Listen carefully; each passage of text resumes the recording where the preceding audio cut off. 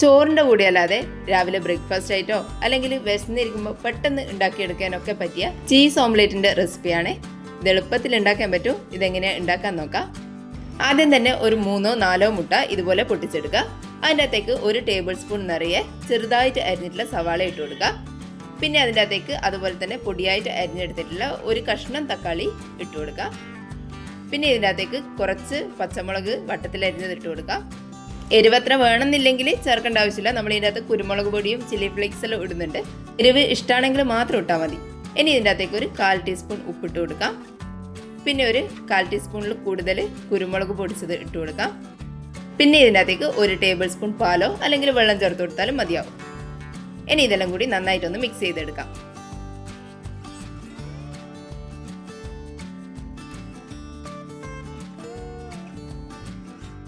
ഇതുപോലെ നന്നായിട്ട് മിക്സ് ചെയ്തെടുത്തിട്ടുണ്ട്. ഇനി ഒരു ഫ്രൈങ് പാൻ ഒന്ന് ചൂടാകാൻ വേണ്ടിയിട്ട് വെക്കാം. ഇതേപോലെ കുറച്ച് കുഴിയുള്ള ഒരു പാത്രം എടുക്കുന്നതായിരിക്കും നല്ലത്.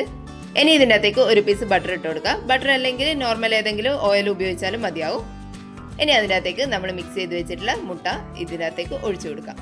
ചെറുതായിട്ട് മുട്ടയൊന്ന് സെറ്റായിട്ട് വരുന്ന സമയത്ത് ഇതിൻ്റെ അകത്തേക്ക് കുറച്ച് ചീസ് ഇട്ട് കൊടുക്കാം. ഏത് ചീസ് വേണ്ടിയാലും ഉപയോഗിക്കാം. സ്ലൈസ് ചീസാണ് എടുക്കുന്നതെങ്കിൽ ചെറുതായിട്ട് മുറിച്ചിട്ട് ഇതുപോലെ ഇട്ട് കൊടുത്താൽ മതിയാവും. ഇനി ഇത് അടച്ച് വെച്ചിട്ട് ലോ ഫ്ലെയിമിൽ കുറച്ച് നേരം വേവിച്ചെടുക്കാം. ലോ ഫ്ലെയിമിൽ ഒരു 5-6 മിനിറ്റ് ഇതുപോലെ വേവിച്ചെടുക്കാം. ഇനി ഫ്ലെയിം ഓഫ് ചെയ്യാം. ഇതുപോലെ ചീസെല്ലാം നന്നായിട്ട് മെൽറ്റായിട്ട് വന്നിട്ടുണ്ട്. ഇനി ഇതിൻ്റെ മേലേക്ക് കുറച്ച് ചില്ലി ഫ്ലേക്സ് കൂടി ഇട്ട് കൊടുക്കാം.